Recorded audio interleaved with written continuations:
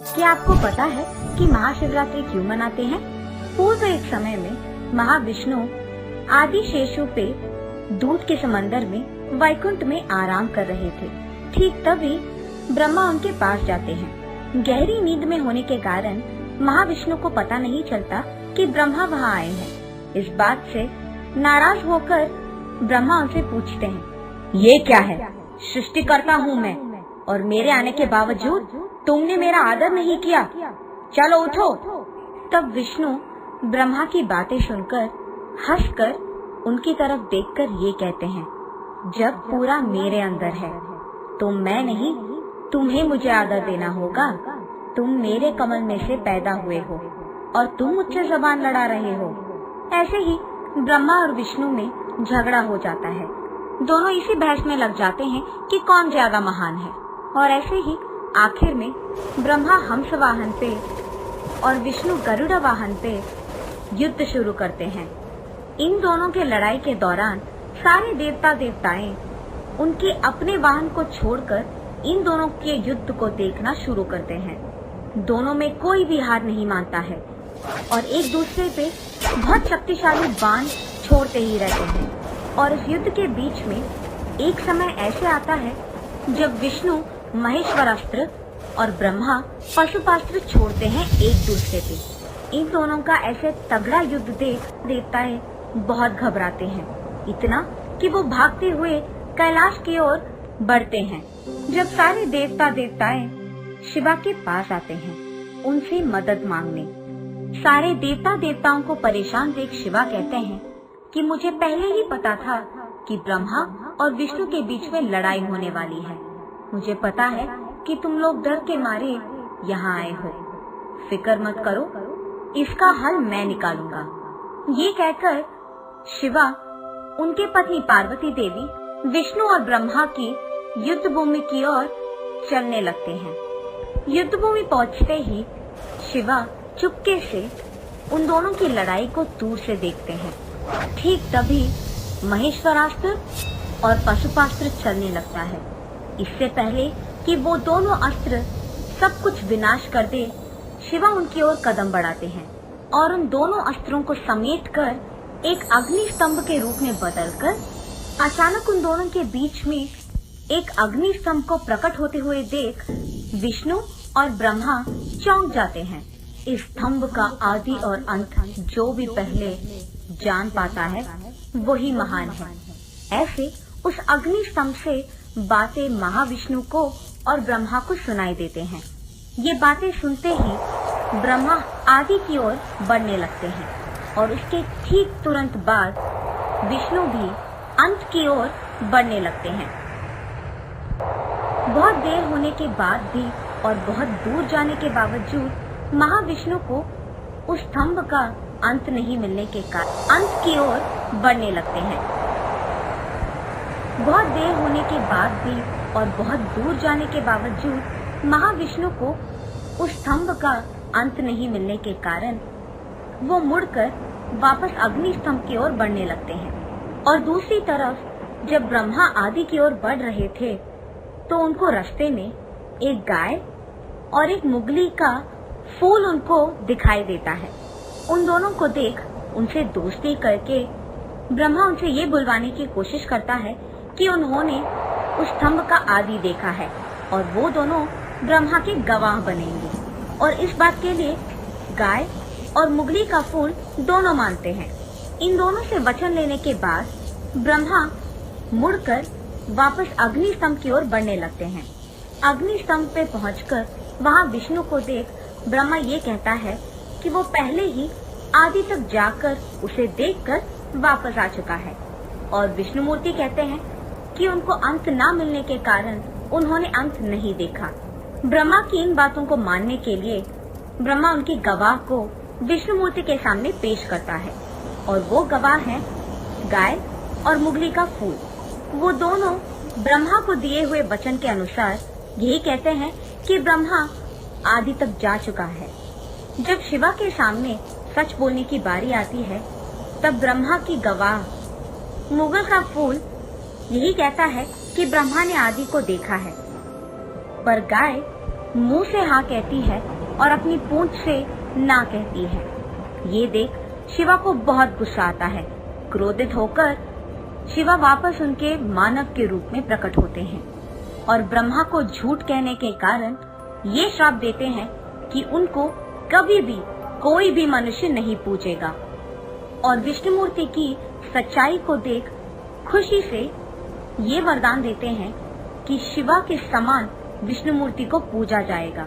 और इतना ही नहीं, ब्रह्मा के गवाह बनकर मुगली का फूल ने भी तो गलती किया, तो उसको शिवा ये श्राप देते हैं कि कोई भी पूजा में उस फूल को कोई भी उपयोग नहीं करेगा। और गाय को भी शिवा सजा देते हैं। शिवा की बातें सुनकर गाय, मुगली का फूल और ब्रह्मा तीनों उनकी गलती का एहसास करते हैं और उनसे माफी मांगते हैं। तब ब्रह्मा को शिवा क्षमा करते हैं और ये कहते हैं कि अब से हर कोई याग यज्ञ में तुम्हारा स्थान गुरु का होगा। तुम्हारे बिना किए हर याग और यज्ञ का कोई भी उपयोग नहीं होगा। और ये भी कहते हैं कि गाय का मुंह भाग ने झूठ कहा है और उसकी पूंछ भाग ने झूठ नहीं कहा है। इसी कारण गाय का मुंह भाग को कोई भी पूजा नहीं करेगा और गाय के नीचे के भाग को ही पूजित करेंगे। इसी कारण हम गोमूत्र को पवित्र समझते हैं। ऐसे ही शिवा मुगली का फूल को भी क्षमा करके ये कहते हैं कि सिर्फ और सिर्फ मेरे पूजा में ही तुम्हारा इस्तेमाल होगा। उसके बाद ब्रह्मा और विष्णु शिवा की पूजा करते हैं और उसी दिन माघ बहुल चतुर्दशी था और इसी कारण उस दिन को शिवा। एक और कहानी के प्रकार ऐसे भी कहा जाता है कि पर्वतों का राजा हिमवंत की बेटी पार्वती ने जब शिवा से शादी किया था, उसको भी शिवरात्रि कहा जाता है। एक और कहानी के प्रकार ये भी कहा जाता है कि एक दिन कैलाश पर्वत पे उनके घर में जब शिवा और पार्वती बात कर रहे थे, तो पार्वती देवी शिवा से ये पूछती है कि सारे पूजाओं में से सर्वश्रेष्ठ कौन सा है। तब शिवा शिवरात्रि और उसकी पूजा के बारे में पार्वती देवी को विवरण देते हैं। एक समय में पर्वतों के पास मौजूद एक गांव में एक आदमी रहता था। उसको शिकार करने से ही खाना मिलता था और ऐसे ही वो अपने और अपने परिवार का देखभाल करता था। लेकिन एक दिन उसे बहुत शिकार करने के बावजूद कोई भी जानवर ना दिखने के कारण निराश होके घर लौटने ही वाला होता है कि जब उसे रास्ते में एक नदी दिखाई देती है। वो इस सोच में पड़ जाता है कि शायद कोई जानवर पानी पीने के लिए ही सही उस नदी के पास आएगा। इंतजार करते हुए वो एक पेड़ पे चढ़कर वहां जानवर के इंतजार में रह जाता है। ठंड लगने के कारण वो आदमी अपने आप में शिव शिवा शिव शिवा कहते रहता है।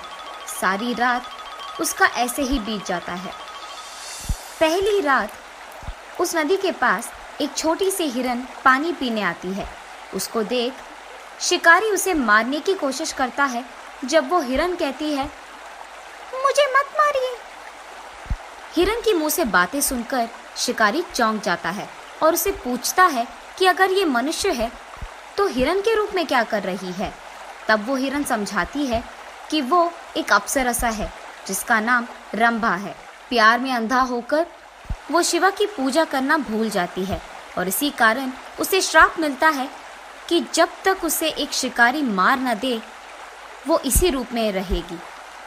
ये सब समझाकर वो हिरन कहती है कि अगर आप मुझे मार देंगे अभी तो मैं मनुष्य बन जाऊंगी, पर अब मैं गर्भवती हूँ।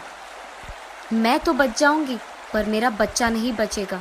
इसी कारण मैं अपने बच्चे को जन्म देकर उसे अपने बंधुओं को देकर आपके पास खुद आ जाऊंगी। दूसरी रात को उस नदी के पास पानी पीने के लिए एक और हिरन आती है। जब शिकारी उसे मारने की कोशिश करता है तब वो हिरन उससे बात करके बोलती है कि उसे ना मारे। ओ मानव, तुम मुझे मत मारो, मेरे में कुछ बचा ही नहीं है ताकि तुम खाओ।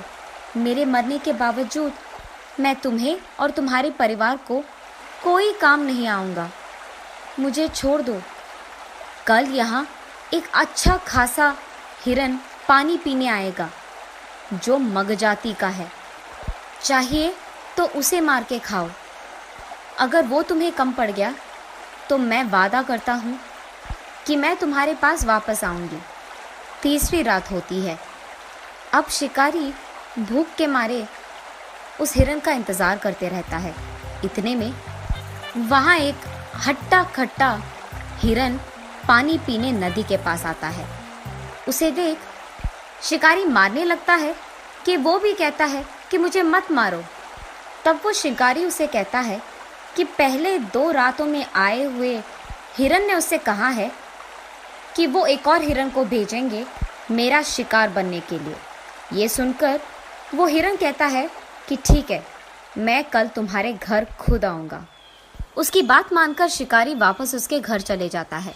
अगले दिन सुबह उनके वचनों के अनुसार ही वो 3 हिरन उसके घर के सामने प्रकट होती है और ये बहस करते हैं कि मुझे पहले मारो। वचन का आदर करके आए हुए उन तीनों हिरणों को देख शिकारी चौंक जाता है और उसे अपनी वृत्ति पे घिन आती है और तब वो फैसला करता है कि खाने के लिए उसे शिकार करने की कोई जरूरत नहीं है। और यही बात वो उन तीनों हिरणों से कहता है और उन्हें नमस्कार करता है। ठीक तभी आकाश से फूल बरसते हैं और शब्द घोषित होते हैं। देवताएं सारे खुश होकर शिकारी से ये कहते हैं, ओ मानव, तुमने सारी रात जागरण किया है और कुछ खाया भी नहीं है। और ठीक ऐसी चतुर्दशी पे जो माघ बहुला चतुर्दशी है और यही शिवरात्रि भी है। जिस पेड़ पे तुमने चढ़ा है वो बिल्वा का वृक्ष है और सारी रात तुम्हें पता नहीं चला, पर तुम्हारे पेड़ के नीचे शिव का लिंग था।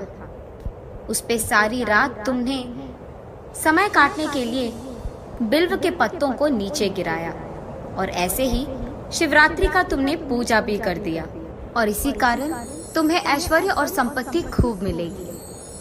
ये कहानी सुनाने के बाद शिवा पार्वती से ये कहते हैं, देवी, जो मृगशिरा हमें आकाश में दिखता है वो यही है। आगे के 2 हिरन और पीछे एक मृग। तब से यही माना जाता है कि महाशिवरात्रि के दिन उपवास करते हुए, सारी रात जागरण करते हुए, शिवा की कहानियां सुनते हुए, उनकी गाने गाते हुए इस त्योहार को मनाया जाता है। ये कहानी आपको अच्छी लगी हो तो हमें सब्सक्राइब करें।